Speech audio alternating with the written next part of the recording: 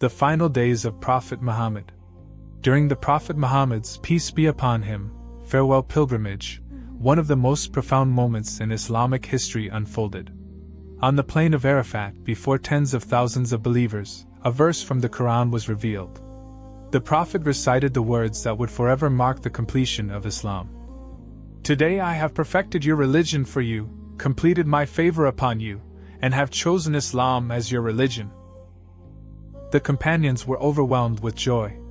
To them, this was the ultimate victory. The religion had been completed. Allah's promise had been fulfilled. But while everyone celebrated, one man quietly wept. Abu Bakr as-Siddiq. Umar ibn al-Khattab noticed his sadness and asked, "Why are you crying, Abu Bakr?" Abu Bakr replied with words that no one truly understood at the time. "O Umar, whenever something reaches perfection, its decline soon follows." He realized what others had not. This revelation was not only announcing the completion of Islam. It was also a farewell. The Messenger of Allah would not remain among his people much longer. During the farewell pilgrimage, the Prophet addressed the Muslim nation for what would become his final public sermon. Standing before thousands of believers, he praised Allah and reminded everyone to fear him. Then he spoke words that carried a deep and heartbreaking meaning. "Listen carefully to what I say, for I do not know whether I will ever meet you again after this year." Many companions heard these words, yet few realized what they truly meant. He continued reminding them that every human life, every person's wealth, and every person's honor are sacred before Allah. He instructed them to return every trust to its rightful owner. He warned them against injustice.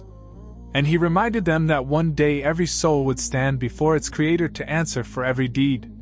Days later, another revelation came. One of the final verses revealed from the Quran. Allah said, "And fear the day when you shall be returned to Allah.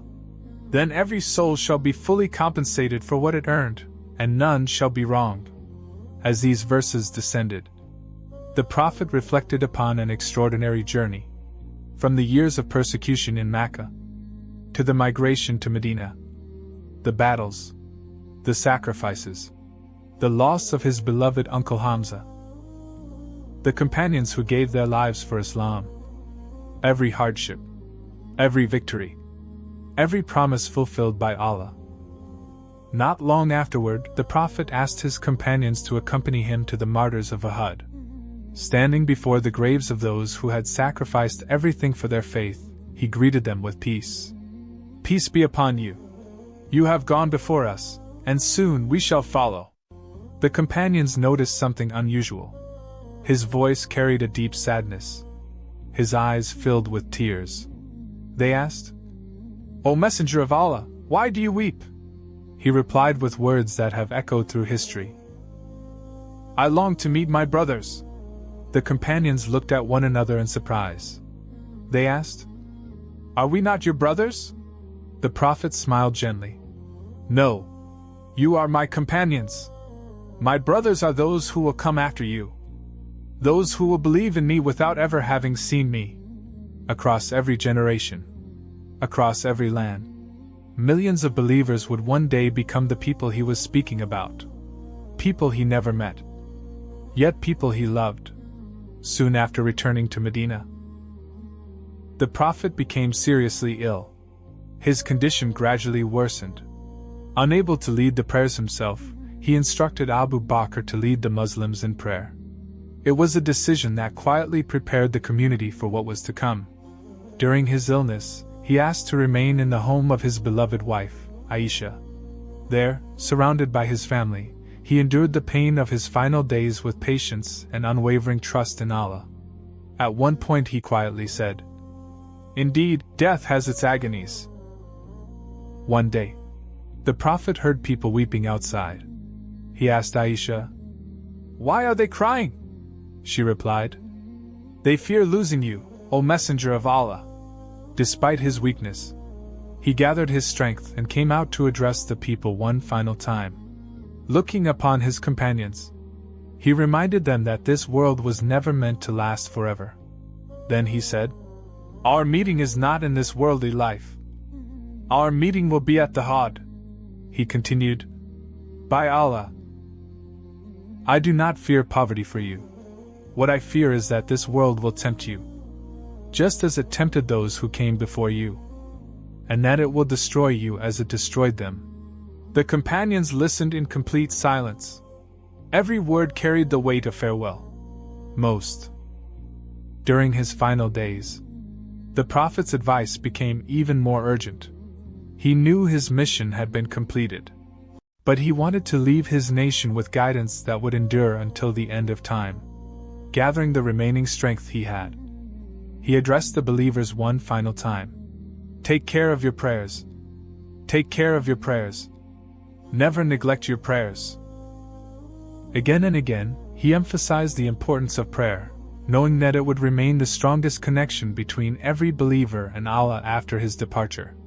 He wanted his nation to understand that success would never come through wealth, power, or status, but through sincere worship and obedience to their Creator.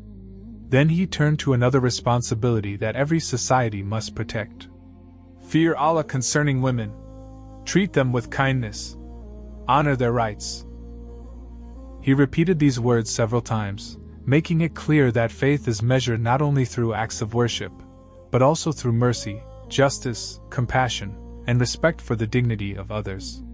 His final advice was not about building kingdoms, nor about collecting wealth. It was about preserving faith, protecting families, and maintaining justice among people. Then, he slowly raised his hands toward the heavens.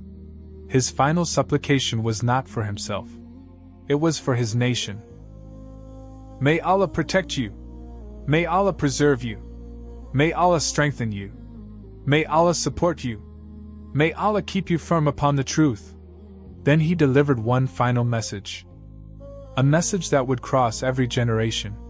"Convey my greetings to everyone who believes in me, even those who will never see me." His farewell was no longer only for the companions standing before him. It became a farewell to every Muslim who would come after them, including every believer alive today. Then came Monday morning, the 12th day of Rabi al-Awwal. The companions stood shoulder to shoulder inside the Prophet's mosque, following Abu Bakr in prayer. Despite the pain of his illness, the Prophet gently lifted the curtain of Aisha's room. Before him, he saw the Muslim community praying together. Their rows were perfectly aligned. Their hearts were united. The mission that had begun years earlier with a single revelation inside the cave of Hira had now become a united nation worshipping Allah alone. A gentle smile appeared on his face. It was a smile of peace, a smile of gratitude, a smile of reassurance. He had delivered the message. He had fulfilled the trust entrusted to him by Allah. And now, he saw his companions carrying that trust forward. It would become the final smile they would ever witness. Slowly, he returned to his room. Resting beside Aisha, he looked toward the heavens. His lips moved softly. "The highest companion! The highest companion!" choosing the eternal company of Allah over the life of this world. Then Abu Bakr addressed the people with words that would echo throughout history. "Whoever worshipped Muhammad, Muhammad has died. But whoever worships Allah, Allah is ever living and never dies."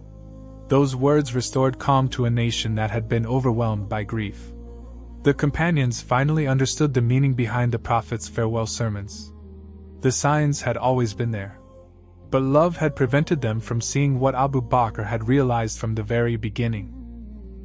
Soon afterward, the Prophet's family and closest companions began preparing him for burial with the greatest dignity and respect. His blessed body was carefully washed while remaining covered, following the guidance preserved by his companions. He was then wrapped in simple white burial cloths. No luxurious garments. No symbols of worldly power. Only simplicity. The same simplicity that had defined his entire life. Then came one of the most unique moments in Islamic history. The Muslims entered the room in small groups. There was no single imam leading the prayer. Each group offered the funeral prayer individually before quietly leaving, allowing the next group to enter. Men came first, then women, then children, one after another. Thousands bid farewell to the Messenger of Allah. Finally, the Prophet Muhammad, peace and blessings be upon him, was buried in the very room where he had passed away. The place of his final breath became his final resting place. That night, Medina felt different. For the first time in more than 23 years, the city welcomed a morning without the presence of its prophet. Revelation had come to an end. But the light of Islam had only begun to spread across the world. More than 14 centuries have passed. Empires have risen. Empires have fallen. Civilizations have appeared and disappeared. Yet the message delivered by one man in the deserts of Arabia continues to transform millions of lives every single day. His voice is no longer heard, but his words remain alive. His footsteps are no longer seen, but his example continues to guide hearts across every nation and every generation. His earthly mission was completed. His legacy will remain until the last day. Peace and blessings be upon Prophet Muhammad, forever remembered, forever loved, forever followed. If this documentary inspired you, help preserve and share authentic Islamic history. Subscribe to Mutaqeen, and join us as we continue exploring the remarkable stories that shaped our civilization. Peace be upon you.